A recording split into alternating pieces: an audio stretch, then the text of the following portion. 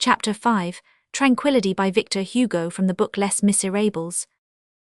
After bidding his sister good night, Monseigneur Bienvenu took one of the 2 silver candlesticks from the table, handed the other to his guest, and said to him, "Monsieur, I will conduct you to your room."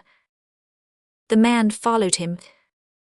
As might have been observed from what has been said above, the house was so arranged that in order to pass into the oratory where the alcove was situated, or to get out of it, it was necessary to traverse the bishop's bedroom. At the moment when he was crossing this apartment, Madame Magloire was putting away the silverware in the cupboard near the head of the bed. This was her last care every evening before she went to bed.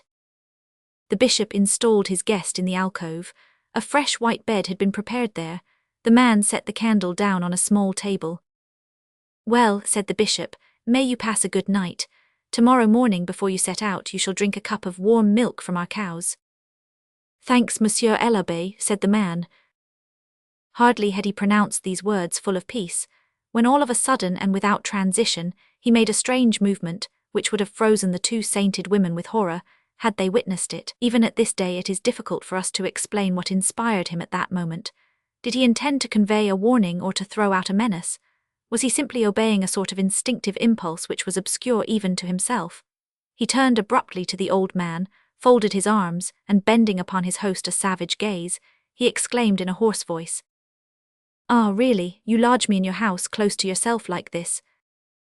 He broke off and added with a laugh in which there lurked something monstrous, "Have you really reflected well?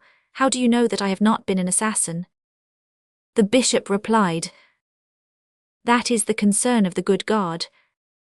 Then gravely, and moving his lips like one who is praying or talking to himself, he raised 2 fingers of his right hand and bestowed his benediction on the man, who did not bow, and without turning his head or looking behind him, he returned to his bedroom. When the alcove was in use, a large serge curtain drawn from wall to wall concealed the altar. The bishop knelt before this curtain as he passed and said a brief prayer. A moment later he was in his garden, walking, meditating, contemplating, his heart and soul wholly absorbed in those grand and mysterious things which God shows at night to the eyes which remain open. As for the man, he was actually so fatigued that he did not even profit by the nice white sheets.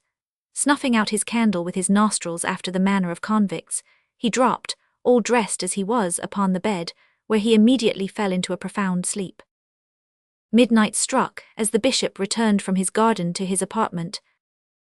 A few minutes later all were asleep in the little house.